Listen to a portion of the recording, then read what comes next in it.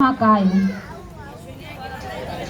अनोखे, विद्यापति, विद्या के देव या प्रथम आराध्य श्री गणेश जी के आगमन का प्रतीक हर वर्ष हम गणेश उत्सव मनाते हैं। तो ऐसे श्री गणेश जी के आगमन निमित्त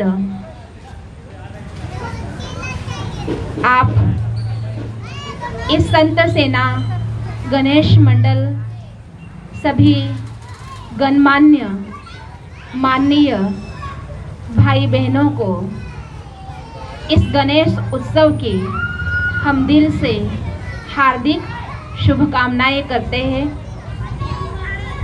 जैसे बहुत अच्छा समय है, भाई जी ने बताया कि आज़ादी का 75वां साल और इस ग्रुप को भी गणेश जो संत सेना ग्रुप है गणेश मंडल, इसको भी 25 साल पूरे हुए हैं। तो ये सारा संजोग है, ये बहुत अच्छी बात है।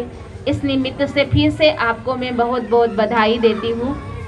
और जैसे कि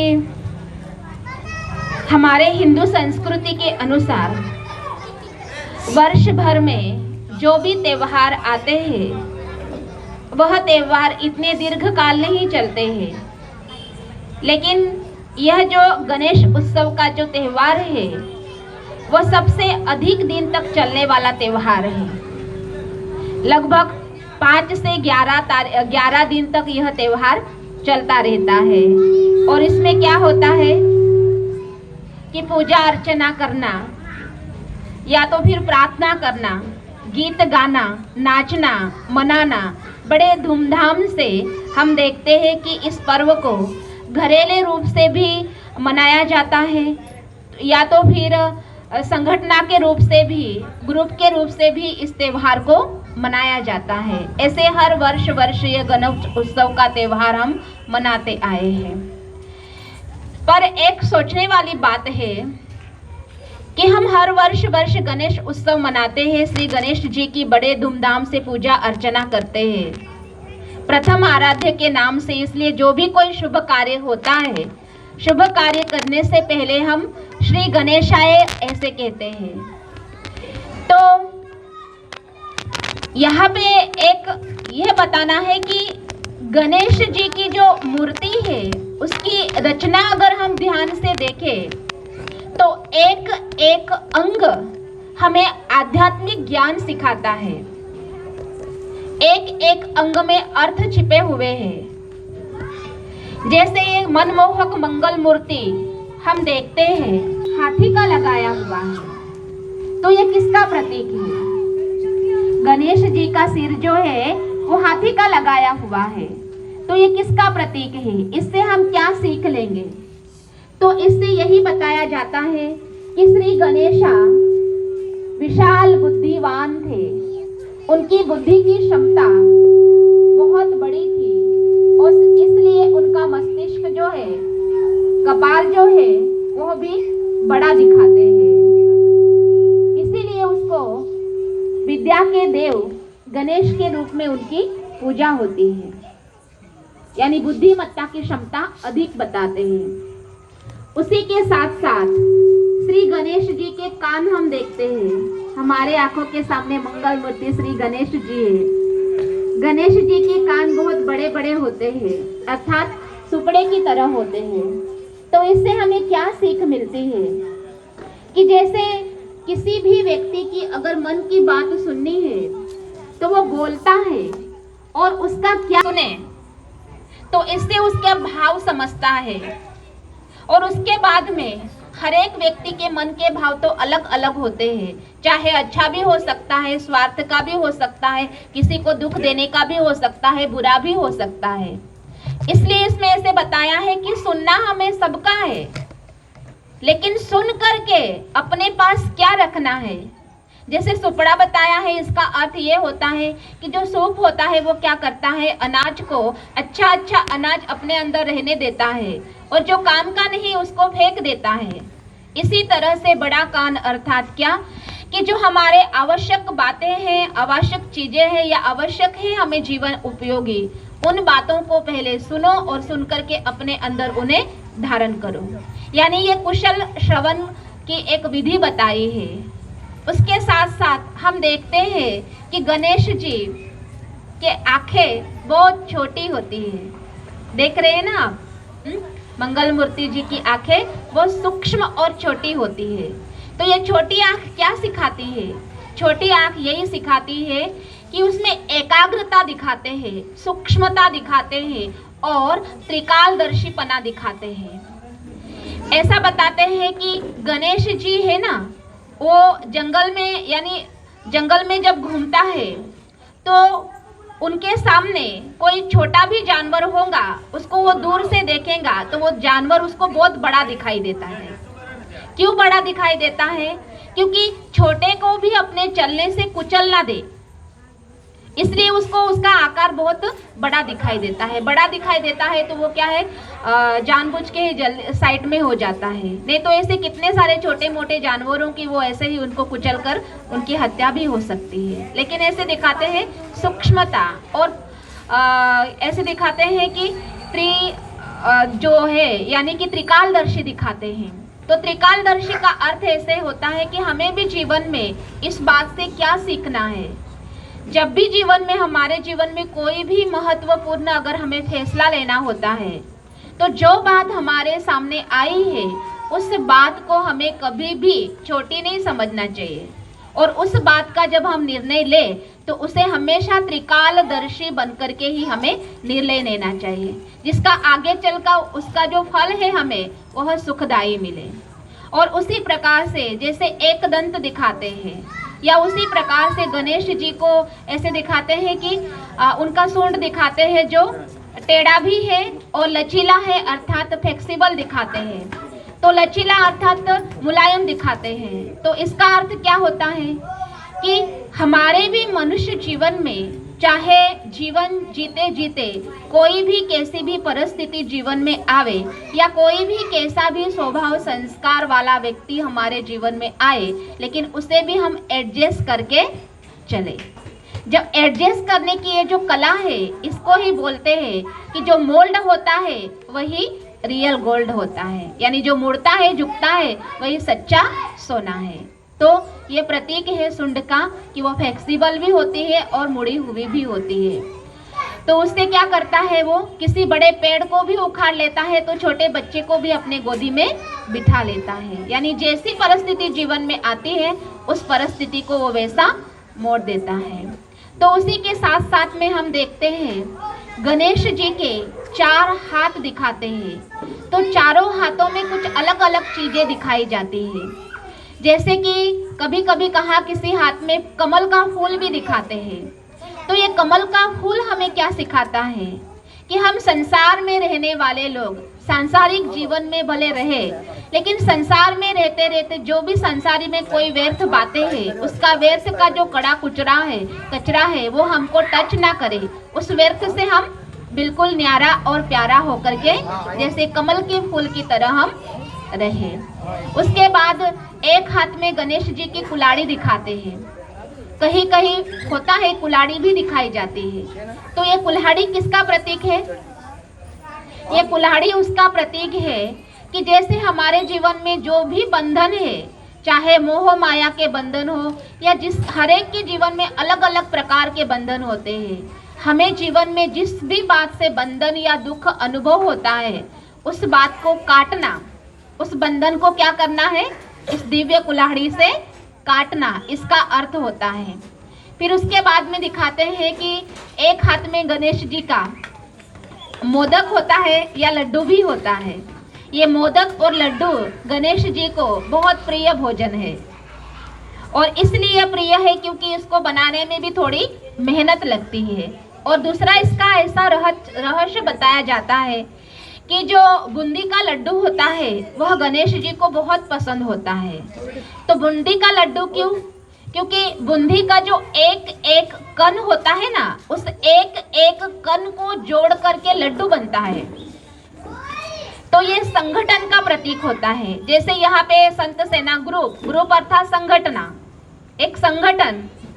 तो संगठन जैसे कि एकता का प्रतीक होता है और गणेश जी भी ऐसे क्या थे, एकता का प्रतीक, अर्थात वो उसे गणनायक कहा जाता था, जो अपनी संगठना क्या वो बहुत अच्छी कुशल रूप से संभाल करते थे, सबकी बहुत अच्छी संभाल करते थे। इसलिए जो संगठना यानी ग्रुप होता है, उसको जो संभालने वाला अध्यक्ष होता है, वो अगर बहुत अच्छा हो तो सबकी वो एकता से संभाल करता है।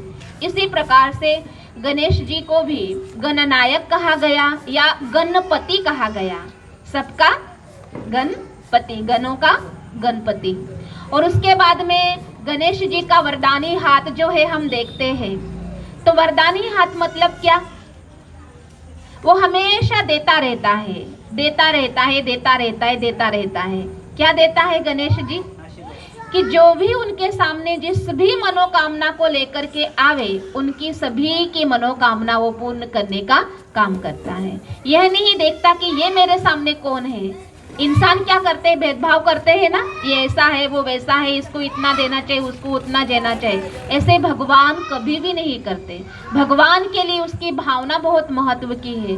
जो जिस भावना से आया है उसकी भावना को पूर्ण करने का काम हमेशा भगवान करते रहते हैं, इसलिए वो देते रहते हैं। तो हमें भी इस बात से क्या सीख लेना चाहिए कि हमें भी हर पल जीवन में कुछ ना कुछ देना चाहिए। और क्या देना चाहिए, यहाँ पे धन और संपत्ति की बात नहीं है। वो देते रहेंगे तो वो कम भी हो जाएंगे, वो खत्म भी हो जाएंगे, लेकिन हमें जीवन भर एक ऐसी वस्तु देनी है जिसको बोलते हैं कि वो कभी खत्म नहीं होगी, और उसका नाम है शुभ कामनाएं दो। हमारे सामने, हमारे प्रसंग में, हमारे जीवन में जो भी कोई आए या हमारे संपर्क में जो भी कोई आए, तो उसको क्या दो, शुभ कामनाएं देते रहो, शुभ भावनाएं देते रहो। वह सदा सुखी रहे, शांत रहे, यह भावनाएं उसको करते रहो, या फिर उसको दुआएं देते चलो। ये कभी भी खत्म नहीं होंगी।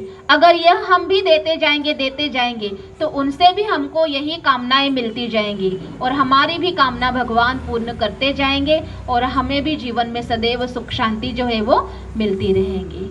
उसके साथ साथ दिखाते हैं कि गणेश जी का पेट भी बहुत बड़ा होता है। तो बड़ा पेट अर्थात क्या, वो लड्डू बहुत खाते थे? नहीं, इसका अर्थ क्या होता है कि जो भी जीवन में कई आती थी, अच्छी भी बुरी भी बातें आते हैं, जीवन में प्रसंग आते हैं, लेकिन हर परिस्थिति को वो क्या करते थे, समा लेते थे।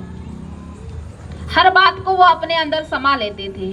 जो लायक होता था उसको रखते थे, नालायक होता था उस बात को वो निकाल देते थे।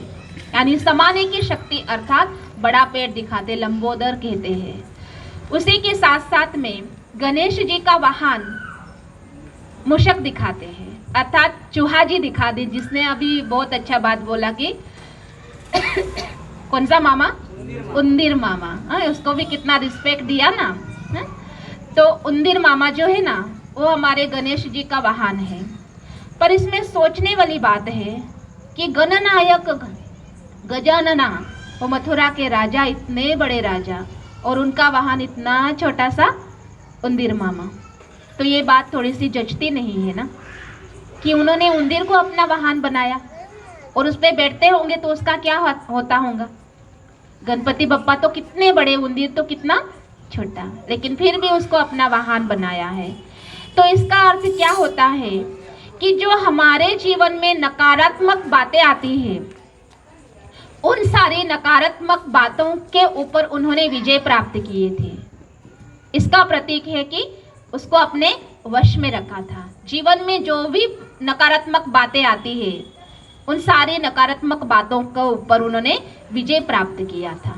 उसी के साथ साथ में लास्ट में यही कहेंगे कि गजानना की, श्री गणेशा की 2 पत्नियां थी, रिद्धि और सिद्धि जी। तो ये किसका प्रतीक है, रिद्धि सिद्धि, अर्थात क्या कि विधि से ही सिद्धि प्राप्त होती है।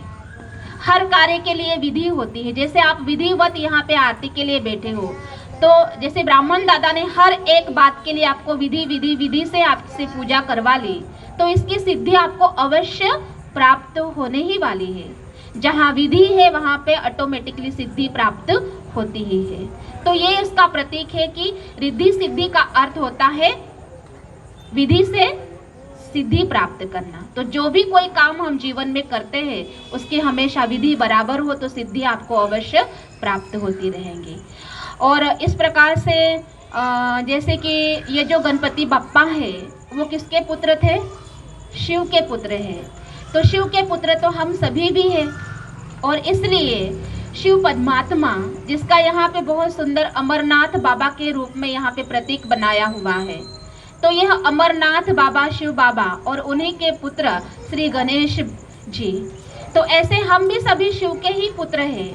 और इस बात को समझने के लिए क्या करना पड़ेगा कि स्वयं शिव परमात्मा हम सभी का उद्धार करने के लिए इस धरती पर आ चुके हैं। स्वयं भगवान शिव भोलेनाथ इस धरती पर आ चुके हैं और वो अपने बारे में अपना परिचय सुना रहे हैं कि हे मानव, तुम जन्मों जन्म या युगों से मुझे ढूंढ रहे हो, मुझे पुकार रहे हो, मुझे बुला रहे हो, हे भगवान, हे प्रभु, ऐसे कह के मुझे बुला रहे हो। तो उसी भक्ति का ही फल देने के लिए मैं ईश्वर इस धरती पर आ चुका हूँ। इसलिए मुझे पहचानने के लिए मैंने क्या खोला है? ब्रह्मा कुमारी विद्यालय खोला है, यानी ओम शांति केंद्र खोला है। उस ओम शांति केंद्र के अंदर 7 दिन का कोर्स होता है और उस 7 दिन के कोर्स के अंदर हमें स्वयं भगवान भोलेनाथ शिव बाबा का सत्य परिचय प्राप्त होता है, जिसके 12 ज्योतिर्लिंगम के नाम से जिस शिव बाबा की भक्ति मार्ग में बड़े धूमधाम से पूजा हो रही है, वही अमरनाथ बाबा प्रत्यक्ष में इस धरती पर हम सभी का उद्धार करने के लिए आए हैं। और मेन जो हेड क्वार्टर है वो माउंट आबू है, जहाँ पे परमात्मा का दिव्य आगमन भी होता है। तो यही हम आज के शुभ दिन के अवसर पर कहेंगे कि भगवान शिव बाबा आ चुके हैं, तो आप भी उनको जानो, मानो, पहचानो। और जानने, मानने, पहचानने के लिए विधि रखी है, 7 दिन का कोर्स होता है, उसमें परमात्मा का सत्य परिचय सिखाया जाता है। या इतना भी सिर्फ याद रखा कि यह जो परम पिता परमात्मा है, यह सिर्फ गणेश जी के ही पिता नहीं थे, वो तो हम सभी के अपने असली परम पिता है। उन्हें कैसे याद करेंगे? जैसे अभी यहाँ अमरनाथ बाबा पर ये जो जलधारा आप देख रहे हो, तो जलधारा निरंतर कंटिन्यू चलती रहती है। इसका अर्थ ऐसे होता है कि हम उस परमात्मा को निरंतर जीवन में याद करते रहें। जैसे और बातों में हमारी बुद्धि चली जाती है और संबंध से हम उनको याद करते हैं, वैसे भगवान मेरे परम पिता है और वो आया है हम सभी का उद्धार करने के लिए, हमें मदद करने के लिए, हमें मार्गदर्शन करने के लिए, हमें सभी प्रकार के जीवन के दुखों से मुक्त करने के लिए, या हमारी जो भक्ति है उस भक्ति का फल देने के लिए। तो ऐसे परमात्मा शिव बाबा को हम निरंतर उसे याद करते रहे। और उसे अधिक जानने के लिए आप जरूर ब्रह्मा कुमारी विश्वविद्यालय में संपर्क करें। इतना कहते हुए आपका यह जो अमूल्य समय लिया, इसके लिए मैं दीदींनी आपल्याला फार जीवनाचा संघर्ष व जीवन संसार बाप्पांच्या तर आपण मानतोच, पण शंकर भगवानच्या विषयी त्यांनी फार अतिशय सांसारिक जीवनावरती त्यांनी आपल्याला मार्गदर्शन केलेलं आहे। ओम शांतीमधून आपल्याला जे ज्ञान भेटलं ते आपण कसं वागावं मित्रांनो। आणि दीदींनी आम्हाला एक शब्दाच्या अंमलाल भावाने आम्ही आजच्या 8 दिवसावरती अचानक आमच्या मनामध्ये असं काही चित्र घडलं, जेणेकरून आम्ही दोघंच जण इथं वरती होतो। आम्ही झाडू मारत असल्याने तर अचानक बुद्धी आली तर आपण शिवलिंग आणू। तर वो जे आपले पंडितजी शास्त्रीलालजी शिवरवाले महाराजजी यांनी 1 लोटा जल हर समक्षा का हल असं आम्ही थोडक्यामध्ये करण्याचे नियोजन करण्यात आमची दोघांची सल्ला होती। तर काही दिवसापूर्वी मी ओम शांतीमध्ये काम केल्याबद्दल मला ते आठवत आलं। आजपासून 20 वर्षे पुराणी गोष्ट सांगून तेव्हा 7वीला होतो। तर आम्ही तिथं गेलो दीदींकडे। ही जिथं त्याला योग्य असतं तिथंच त्याला जायचं असतं, तर ते अचानक आपल्याला हे असं सोचलं बी नसतं घडलं होतं। तर वो इथं अमरनाथचं डेकोरेशन होणार आणि दीदी येतील आणि आपले स्वातंत्र्याला नाही। मी सकाळी उठलो, इथं उभं राहिलो ते तिकडनं अचानक आले. त्यांनी एकच शब्द वापरला मित्रांनो, तर वो खरे जाहीर आभार करतो. ओम शांती, ओम शांती, ओम शांती. एक सूचना आहे, सर्वांनी ग्रुपमध्ये फोटो काढायचे आपल्याला आणि मग ये होणार. हमारे लिए उदाहरण है। हम हर वर्ष गणपति बप्पा बिठाते हैं, लेकिन उनसे हमें क्या सीख लेना है? यही जीवन जीने की कला है, जो एक अवतारे थे इसलिए उनसे हो गया, हमसे नहीं होगा। ये ज्ञान हमारे लिए ही है, इसलिए इन छोटी छोटी बातों को हम क्या करेंगे, जीवन में धारण करेंगे। वही सच्चा क्या होगा? अतुल भाऊ दोन शब्द बोला. आमचे मंडळाचे अध्यक्ष अतुल भाऊ यांनी थोडक्यामध्ये 1 मिनिटामध्ये 2 शब्द. आमचे अध्यक्ष आहेत, उपाध्यक्ष. अरे मैं आपका दिल से स्वागत करता हूँ और आपने बहुत बढ़िया ज्ञान दिया है हमारे पूरे हिंदू धर्म के लिए, हमारे मंडल के सब सभासदों के लिए आपका मन से आभार व्यक्त करता हूँ. ओम शांति, ओम शांति. फोटो काढायचे आहे. गणपती बाप्पा मोरया, मंगलमूर्ती मोरया, भारत माता की जय हो. जय गणपती बाप्पा मोरया, मंगलमूर्ती मोरया.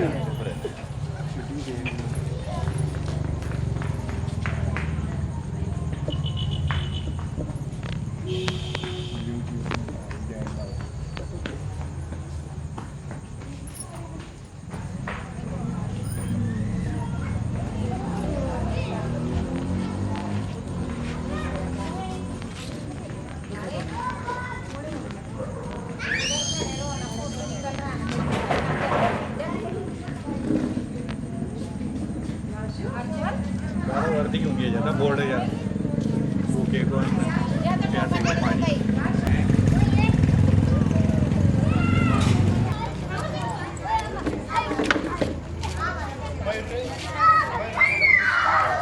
दादा ते घेऊन ये का फार